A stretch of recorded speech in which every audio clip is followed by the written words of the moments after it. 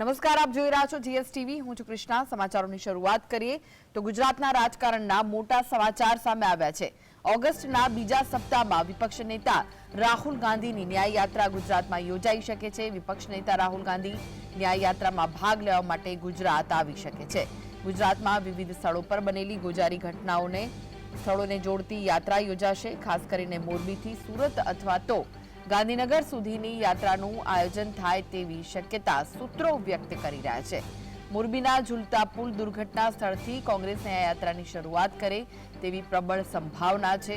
આ સિવાય રાજકોટના ગેમ ઝોન, વડોદરાના હરણીકાંડ તથા ઉના, થાન, અમદાવાદ તથા સુરત સહિતના દુર્ઘટના સ્થળોને જોડતી યાત્રા હશે. જોકે 2 ઓગસ્ટે રાહુલ ગાંધીની ન્યાયયાત્રા સંદર્ભે સત્તાવાર જાહેરાત થઈ શકે છે. ગુજરાતમાં ન્યાયયાત્રામાં રાહુલ ગાંધી ભાગ લેવાના છે. મોરબીથી સુરત અથવા ગાંધીનગર સુધીની ન્યાયયાત્રાનું આયોજન થવાનું છે, જેમાં રાહુલ ગાંધી ભાગ લઈ શકે છે. ગુજરાતમાં જે દુર્ઘટનાઓ બનેલી છે તે સ્થળોને જોડતી આ ન્યાયયાત્રા હશે. 2 ઓગસ્ટના રોજ ન્યાયયાત્રા સંદર્ભે સત્તાવાર જાહેરાત કરવામાં આવશે. તો કોંગ્રેસ નેતા રાહુલ ગાંધી ગુજરાત આવી શકે છે. ગુજરાતમાં વિવિધ સ્થળો પર બનેલી ગોજારી ઘટનાઓના સ્થળોને જોડતી યાત્રા યોજાવા જઈ રહી છે. તો લોકસભા ચૂંટણી બાદ હવે વિપક્ષ એક્શન મોડમાં આવી ગયું છે. નેતા વિપક્ષ રાહુલ ગાંધી ગુજરાત આવી શકે છે. તો ગુજરાતમાં ન્યાયયાત્રામાં ભાગ લેવા રાહુલ ગાંધી આવવાના છે તેવી સંભાવનાઓ વ્યક્ત થઈ રહી છે. ગુજરાતમાં બનેલી ઘટનાઓના સ્થળોને જોડતી આ યાત્રાનું આયોજન કરવામાં આવ્યું છે. તો મોરબીથી સુરત અથવા તો ગાંધીનગર સુધીની યાત્રાનું આયોજનની શક્યતાઓ સેવાઈ રહી છે. મોરબી દુર્ઘટના સ્થળથી કોંગ્રેસ ન્યાય યાત્રાની શરૂઆત કરી શકે છે. Rajkot, TRP game zone, Una, થાનના સ્થળોને જોડતી આ યાત્રા હશે. તો અમદાવાદ, વડોદરા, સુરતના દુર્ઘટના સ્થળોને જોડતી યાત્રા હશે. ઓગસ્ટના બીજા સપ્તાહમાં ન્યાયયાત્રાનું આયોજન થઈ શકે છે. તો 2 ઓગસ્ટે રાહુલ ગાંધીની ન્યાયયાત્રા સંદર્ભે સત્તાવાર રીતે જાહેરાત થવાની શક્યતા છે. લોકસભા ચૂંટણી બાદ હવે વિપક્ષ એક્શન મોડમાં આવી ગયું છે.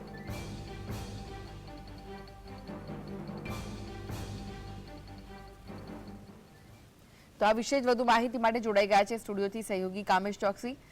કામેશ, વિપક્ષના નેતા રાહુલ ગાંધી ન્યાય યાત્રામાં ભાગ લેવા માટે ગુજરાત આવી શકે છે તેવી પ્રબળ શક્યતાઓ દર્શાવાઈ રહી છે. કેવી રીતે જોઈ શકાય સમગ્ર તેમની ન્યાય યાત્રાને અને ગુજરાત મુલાકાતને? બિલકુલ કૃષ્ણા, આપને જણાવી દઉં કે ગુજરાતની રાજનીતિ માટે આ એક ખૂબ મહત્વપૂર્ણ સમાચાર છે. અને એટલા માટે મહત્વપૂર્ણ છે કારણ કે લોકસભાની ચૂંટણી પતી ગઈ છે અને ત્યારબાદ હવે ગુજરાતની વાત કરવામાં આવે તો ગુજરાતમાં હવે વિપક્ષની વાત કરવામાં આવે તો વિપક્ષ હવે આક્રમક મોડમાં આગળ વધી રહ્યું છે. વિપક્ષ દ્વારા હવે આગામી સમયની જો વાત કરવામાં આવે તો જે હવે આગામી સમયમાં જ્યારે પણ ચૂંટણી યોજાવાની છે એ પહેલાં જ માઇક્રો મેનેજમેન્ટ, જેમ ભાજપ માઇક્રો મેનેજમેન્ટમાં ખૂબ પાવરફુલ છે તેવી જ રીતના કોંગ્રેસ પણ હવે માઇક્રો મેનેજમેન્ટની રણનીતિ ઉપર કામ કરી રહ્યું છે. અને તેના ભાગરૂપે મહત્વના સમાચાર એ સામે આવ્યા છે કે નેતા વિપક્ષ રાહુલ ગાંધી હવે આગામી સમયમાં ગુજરાત આવે તેવી પ્રબળ શક્યતાઓ સામે આવી છે. એક સૂત્રોના હવાલેથી એક મહત્વપૂર્ણ અહેવાલ સામે આવ્યો છે અને તેની જો વાત કરવામાં આવે તો 2 ઓગસ્ટે સત્તાવાર રીતના કોંગ્રેસ પ્રદેશ તરફથી જાહેરાત કરવામાં આવશે. ન્યાય યાત્રાની જો વાત કરવામાં આવે, લોકસભા ચૂંટણીની વાત કરીએ અગાઉ કૃષ્ણ આપણે, તો કૃષ્ણ આપણે એ પણ ન ભૂલવું જોઈએ કે જે પણ દેશમાં જ્યારે પણ જે મે મહિનાથી શરૂ કરી અને જે લોકસભાની જે ચૂંટણી વિવિધ 7 તબક્કાઓમાં યોજાઈ હતી અને તેમાં કેટલાક રાજ્યોમાં કોંગ્રેસને ખૂબ સારી લીડ મળી હતી. કેટલીક બેઠકો ઉપર કોંગ્રેસ જે છે એણે ખાસ કરીને જે મતનું રાજકારણ કર્યું હતું ને એમાં ખૂબ સફળતા મળી હતી. તેની રણનીતિને સફળતા મળી હતી અને એ સફળતાનો શ્રેય રાહુલ ગાંધીને જાય છે, એ સફળતાનો શ્રેય કોંગ્રેસના કાર્યકરોને જાય છે અને એ સફળતાનો શ્રેય પ્રિયંકા ગાંધીને જાય છે. શા માટે? કારણ કે ભારતની જો રાજનીતિની વાત કરવામાં આવે તો કોંગ્રેસે શરૂઆતથી જ કોંગ્રેસ શાસિત જે પ્રદેશો હતા ત્યાં આગળ જે માઇક્રો મેનેજમેન્ટની રણનીતિ હાથ ધરી અને તેને લઈને વાત કરવામાં આવે તો ભારત જોડો ન્યાય યાત્રા રાહુલ ગાંધી દ્વારા શરૂ કરવામાં આવી હતી।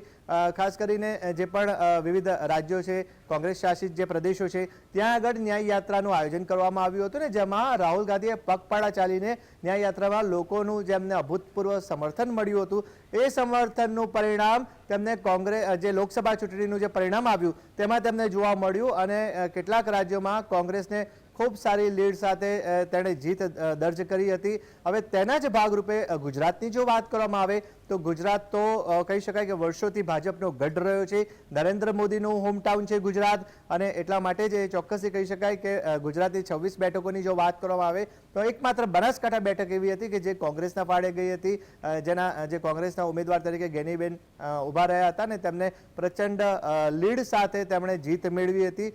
પરંતુ હવે એક સીટ સાથે એટલે અને બીજી બાબત જો વાત કરવામાં આવે તો અગાઉ ભાજપ પ્રદેશ પ્રમુખ દ્વારા પણ જે વાત લોકસભા ચૂંટણીમાં કરવામાં આવી હતી કે ગુજરાતમાં 26 બેઠકો ભાજપ જીતશે તેને લઈને પણ જો વાત કરવામાં આવે તો કોંગ્રેસે એક બેઠક જીતી હતી એટલે તેને લઈને પણ કોંગ્રેસ માટે એક આશાવાદ નવો જન્મ્યો છે કે જો કોંગ્રેસ એક બેઠક જીતી શકે તો આગામી સમયમાં જો પ્રખર રણનીતિ બતાવે તો હવે જે પણ આગામી સમયમાં જ્યારે ચૂંટણીઓ યોજાશે તો ત્યારે પણ કોંગ્રેસ વધુ બેઠકો હાંસલ કરી શકે છે ને તેના જ ભાગરૂપે વિપક્ષ કેમ મજબૂત થાય, વિપક્ષ કેવી રીતના કામગીરી કરી શકે તેને લઈને હવે આગામી સમયમાં ન્યાય યાત્રાનું આયોજન થઈ શકે છે। સૂત્રોના હવાલેથી આ ખબર આવી રહી છે કે નેતા વિપક્ષ રાહુલ ગાંધી સત્તાવાર રીતના 2 ઓગસ્ટે જ્યારે કાર્યક્રમની જાહેરાત થશે ત્યારબાદ તેઓ ગુજરાત આવી શકે છે અને મોરબીથી શરૂ કરીને સુરત અને ગાંધીનગર સુધીની ન્યાય યાત્રાનું પણ કાર્યક્રમનું આયોજન થઈ શકે છે।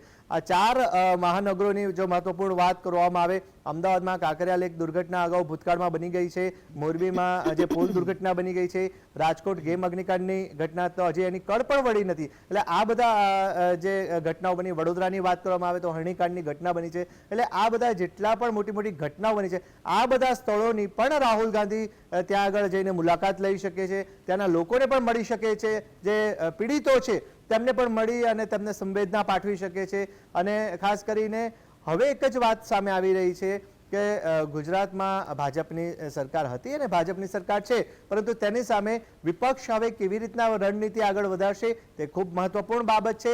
રાહુલ ગાંધીને ભારત જોડો ન્યાય યાત્રામાં જે અગાઉ ખૂબ સફળતા મળી છે અને એ જ સફળતાને લઈને એ જ માઇક્રો મેનેજમેન્ટની રણનીતિના ભાગરૂપે તેઓ ગુજરાતમાં પણ ન્યાય યાત્રામાં જોડાઈ શકે તેવી સંભાવના પ્રબળ બની છે। જોકે ક્યારે રાહુલ ગાંધીનો સત્તાવાર કાર્યક્રમ જાહેર થશે તે 2 ઓગસ્ટે સત્તાવાર રીતના સામે આવશે। જી આભાર કામેશ।